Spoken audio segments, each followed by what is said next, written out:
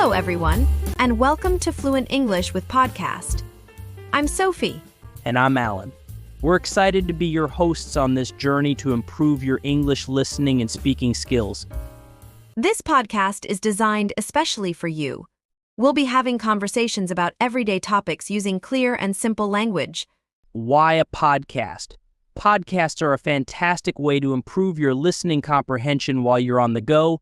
You can listen while commuting, exercising, or doing chores around the house. The more English you hear, the better you'll understand it. Today's topic is something many learners struggle with: building confidence speaking English. Feeling shy or nervous is completely normal. But don't worry, we'll share some tips and tricks to help you overcome those fears and start speaking English more confidently. Before we dive in, let's learn some new vocabulary related to confidence. Listen closely. Confident. Feeling sure of yourself and your abilities. Nervous. Feeling worried or anxious. Shy. Uncomfortable being around other people. Practice. Doing something repeatedly to improve your skills. Throughout this episode, we'll hear conversations between people using these words in context. Let's listen to our first dialogue. Hi, David. Nice to see you. Hey Maria, you too. What are you up to today? I'm just practicing my English for a presentation I have next week. A presentation.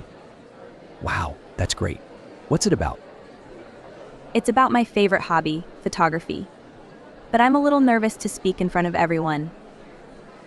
Don't worry, Maria. You're good at taking pictures, so I'm sure you'll do great with your presentation too. Thanks, David.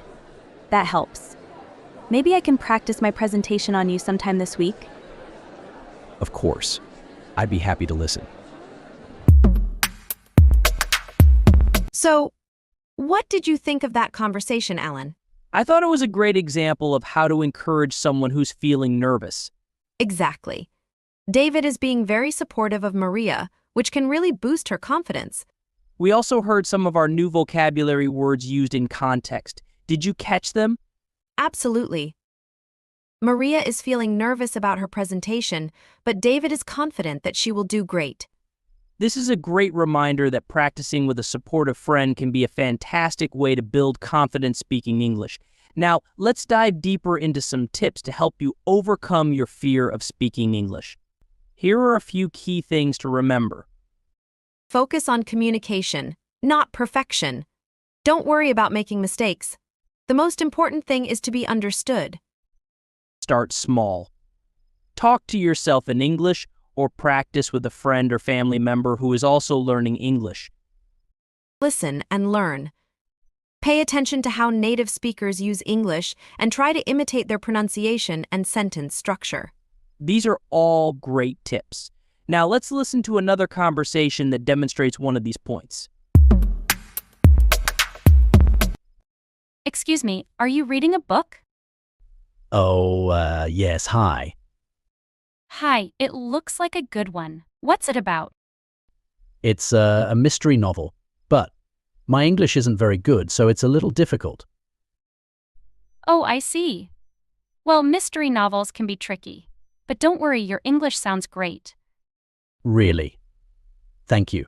I'm trying to practice. That's fantastic. Maybe I can help a little. I love reading too. You would? That would be amazing. What did you think about that conversation, Sophie? I thought it was a wonderful example of someone starting small and finding a way to practice English in a comfortable setting. Absolutely. Alex is clearly nervous, but the woman is very kind and encouraging. Right. She focuses on communication and offers to help him with the book, which is a great way to practice reading comprehension. This conversation is a reminder that there are many ways to practice English, and even short interactions with native speakers can be very helpful. So, we have learned some tips for building confidence and heard a conversation that showed the importance of starting small and focusing on communication. That's right, Sophie. Now we're joined by a special guest, Sarah, who will share her experience with overcoming her fear of speaking English. Welcome, Sarah. Thank you, Sophie. I'm happy to be here. So, Sarah, can you tell us a little bit about how you used to feel about speaking English? Sure. When I first started learning English, I was terrified to speak. I was worried about making mistakes, and I didn't want people to laugh at me. That sounds very common, Sarah. Many learners feel the same way. Exactly. But then, I decided to join an English conversation club. It was a small group of people who were all at a similar level. That's a great idea. Conversation clubs can be a fantastic way to practice speaking in a safe and supportive environment. Absolutely. At first it was difficult, but everyone was so friendly and encouraging. The more I practiced, the more confident I became. So what advice would you give to listeners who are feeling nervous about speaking English? Don't be afraid to make mistakes. Everyone makes mistakes, even native speakers. The important thing is to keep practicing and to focus on communicating your ideas. Excellent advice, Sarah. And remember, there are many resources available to help you practice, such as podcasts, online conversation groups, and language exchange apps. Thank you so much for sharing your story, Sarah. You're welcome. I hope it helps other learners feel more confident about speaking English. Remember, everyone makes mistakes, but the key is to keep practicing and focus on communication. Now, we are going to discuss some fun and engaging activities you can do to boost your confidence in speaking English. That's right, Sophie. Here are a few ideas. Shadowing. Listen to a short audio clip in English and then try to repeat exactly what you hear, imitating the pronunciation and intonation. This is a great way to improve your fluency and listening comprehension. Talk to yourself. Narrate your day in English as you go about your routine. Describe what you're doing, what you see, and how you feel. This is a low-pressure way to practice speaking. Join an online forum or community. There are many online communities where you can connect with other English learners and practice your conversation skills. Watch movies and TV shows in English. Start with subtitles in your native language, then gradually transition to English subtitles. This will help you improve your listening comprehension and learn new vocabulary in a fun way. These are all fantastic tips, Alan. In addition to these activities, there are many resources available online and in libraries that can help you on your English learning journey. These include English learning apps.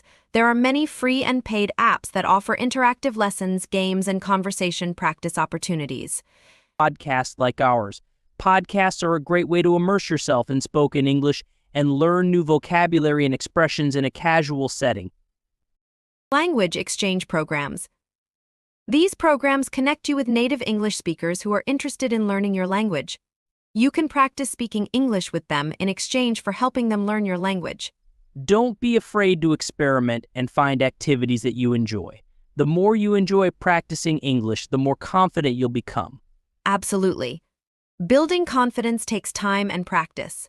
Be patient with yourself and celebrate your progress along the way. The next conversation highlights the importance of using simple language and asking clarifying questions when speaking English. Excuse me?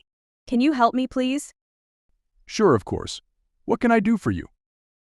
I'm looking for a book, but I can't find it. Okay, what kind of book are you looking for? It's a fiction book. About adventure. Adventure, okay. Do you remember the title or the author's name? No, not really. But the cover, it had a picture of a jungle and a treasure map. A jungle and a treasure map? Maybe you're looking for Lost City of Gold by Alex Davis? Yes, that's it. Thank you so much. You're welcome. Happy reading. What did you think about that conversation, Alan? I thought it was a great example of how to communicate effectively even with limited English. Absolutely. Maya didn't use complex language, but she was able to get her point across by describing the book cover. And the librarian was very helpful. She asked clarifying questions to understand what Maya was looking for. Exactly. By using simple language and asking questions, both Maya and the librarian were able to have a successful conversation. This is a great reminder that even basic English can be enough to communicate your needs and have meaningful conversations. Don't be afraid to speak English, even if you feel your vocabulary is limited. Most people will be happy to help you understand or find the words you need. Now, we'll share some helpful phrases you can use to ask clarifying questions in English. That's right, Sophie. Here are a few examples. Sorry, could you repeat that?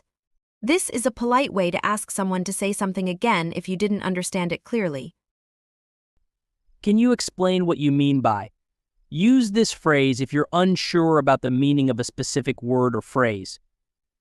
So, you're saying? This helps you confirm your understanding of what the other person just said. I don't quite understand. Can you give me an example?